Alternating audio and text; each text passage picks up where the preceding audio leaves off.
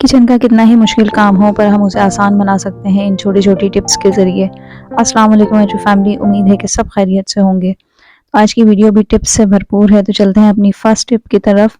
तो यहाँ पर ये टिप है मेरी इलायची को लेकर, जो कि इलायची लवर हैं और चाय में इलायची पसंद करते हैं। तो अब सर्दियों में वैसे भी चाय बहुत ज़्यादा बनती है, तो मेरे यहाँ भी इलायची डाली जाती है। तो क्या होता है कि जब भी तकरीबन 5 से 6 दफ़ा जो है दिन में चाय बन जाती है और कोई आ जाता है तो और भी ज़्यादा बन जाती है। तो उससे क्या होता है कि हर दफ़ा जो है 2 से 3 इलायची, अगर आप 2 कप चाय भी बना रहे हैं तो उसमें आपको लाज़मी डालनी पड़ती है। तो उससे क्या होता है कि तकरीबन कितनी ही इलायचियाँ हमारी जो हैं वो दिन में डल जाती हैं। तो मैं जब क्या करती हूँ कि दूध बॉयल करती हूँ तो उसके अंदर डायरेक्टली 4-5 इलायची डाल देती हूँ। तो उससे क्या है कि पूरे दूध में जो है इलायची की खुशबू हो जाती है और बार-बार मुझे इलायची नहीं डालनी पड़ती है, तो मेरी इलायची कम से कम खर्च होती है।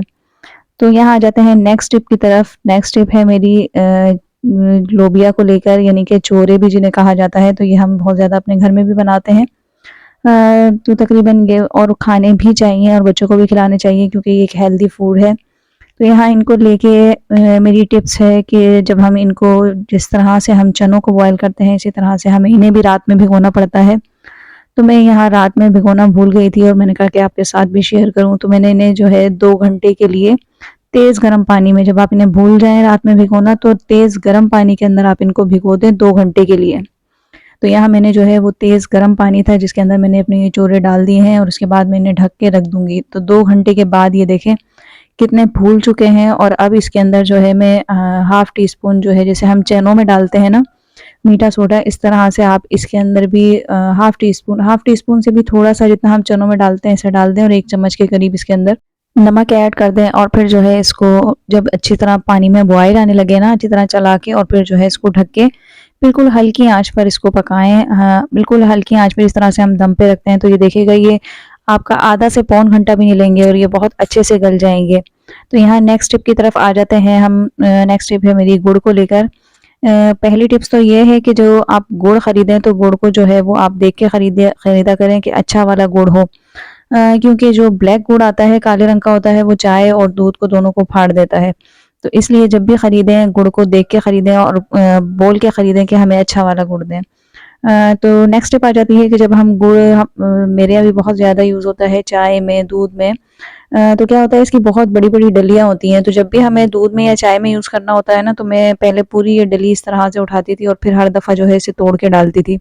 तो अब मैं क्या करती हूँ कि जब भी गुड़ आता है ना, तो मैं उसको, सारे गुड़ को जो है ना, इस तरह से कोई भी एक शॉपर रफली लेकर और उसके अंदर डाल के और इस तरह से कूट लेती हूँ इसको।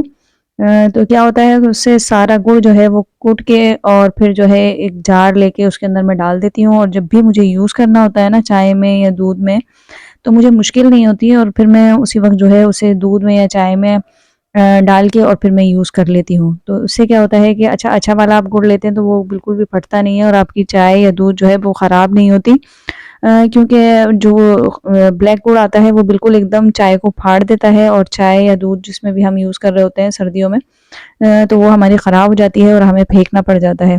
तो इस तरह से अगर आप ये दोनों टिप्स अपनाएँगे तो इंशाल्लाह आपको फ़ायदा होगा इसका, और आप यूज़ करके देखिएगा। तो नेक्स्ट टिप आ जाती है, ये जो मेलामाइन्स के बर्तन होते हैं ना, वो यूज़ करने से ना इस तरह से देखें ये गंदे हो जाते हैं। कितने डार्क स्टेन इसके ऊपर पड़ गए हैं, ये देखें। ये रोज़ाना ज़ाहिर है हम इसके अंदर रेगुलर बेस पर इसको यूज़ करते हैं, सालन है, चिकनाई है, हर चीज़। हालाँकि ये रोज़ाना जो है वॉश हो रहे होते हैं, बट फिर भी जो है इसके अंदर इस तरह से हार्ड स्टेन पड़ जाते हैं। तो मैंने उसके लिए क्या लिया है कि मैं यहाँ स्वीप ले रही हूँ, जो कि जिससे हम टाइल्स वगैरह साफ़ करते हैं, वो मैं ले रही हूँ यहाँ। तो मैं जो है वो खुला स्वीप यूज़ करती हूँ, यानी किसी ब्रांड का नहीं है, बट ये है कि काफ़ी अच्छे उसमें, यानी कि ये रेंज में पड़ जाता है। तो ये तकरीबन 50 की जो है मुझे ये पूरी बोतल पड़ी है और ये बहुत अच्छे से भी वर्क करता है। अच्छा, ये मैंने इसके अंदर थोड़ी-सी डाल के और फिर छोड़ दी है, स्वीप डाल दिया है और फिर जो है इसको 2-3 सेकंड के लिए छोड़ के उसके बाद जो है आप ये स्पंज ले लें, जूना भी जिसे कहते हैं, उसके ज़रिए आप इसको जो है वो रब करें अच्छे से। आप देखिएगा बिल्कुल जो है आपकी प्लेट जो है ना, जितने भी डार्क स्टेन क्यों ना हो, कितनी ही पुरानी क्यों ना हो, आप इस तरह से थोड़ी-सी देर डाल के छोड़ेंगे और फिर स्पंज की मदद से इसको रगड़ेंगे ना, ये बिल्कुल एकदम क्लियर हो जाएगी, जैसे आप बिल्कुल नई लेके आए हैं।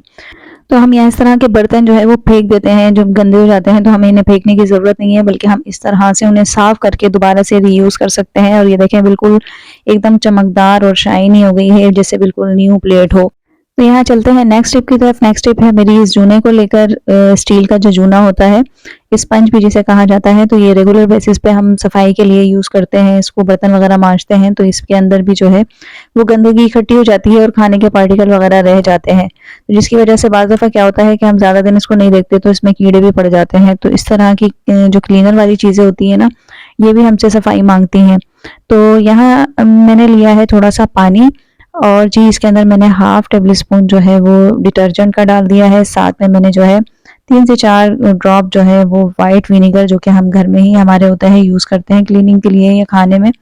और फिर साथ में खाने वाला सोडा यानी कि बेकिंग पाउडर, मीठा सोडा मैंने इसके अंदर 1/4 चम्मच के करीब मैंने इसमें डाल दिया है। और जी इसके बाद मैं स्पंज को इसके अंदर डाल दूंगी, स्टील के जूने को, और फिर जो है इस तरह से इसको अच्छे से पका लूँगी ताकि इसके अंदर जो भी पार्टिकल में इसके खाना वगैरह जो पार्टिकल रह गए हैं वो निकल जाएँ अच्छे से, और ये बहुत ही अच्छे से क्लीन हो जाएगा। तो इस तरह से जो है इसकी सफाई बहुत अच्छे से हो जाएगी। इसको बहुत अच्छी तरह पका लें आप 4-5 मिनट, तो ये बहुत क्लीन हो जाएगा। अच्छा जी, उसके बाद जो इसका ये पानी है, इस पानी को भी हम नहीं फेंकेंगे, इसको भी हम यूज़ करेंगे, क्योंकि इसके अंदर जो है वो क्लीनर की सारी चीज़ें गई हैं तकरीबन।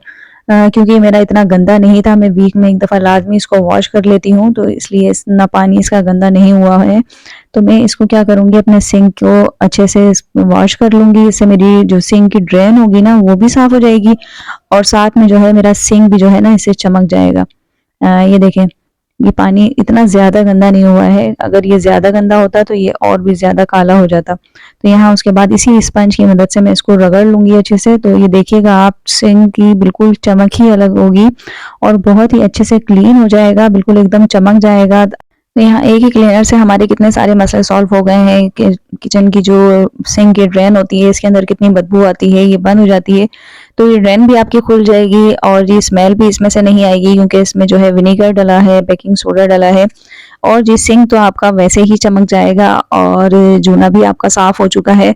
तो इसी क्लीनर से जो है आप अपना चूल्हा भी साफ़ कर सकती हैं, और जो भी क्लीनिंग वाली चीज़ें हैं, स्कॉच ब्राइट है, डिश वॉश है, वो सब इसके अंदर डाल के आप धो सकती हैं।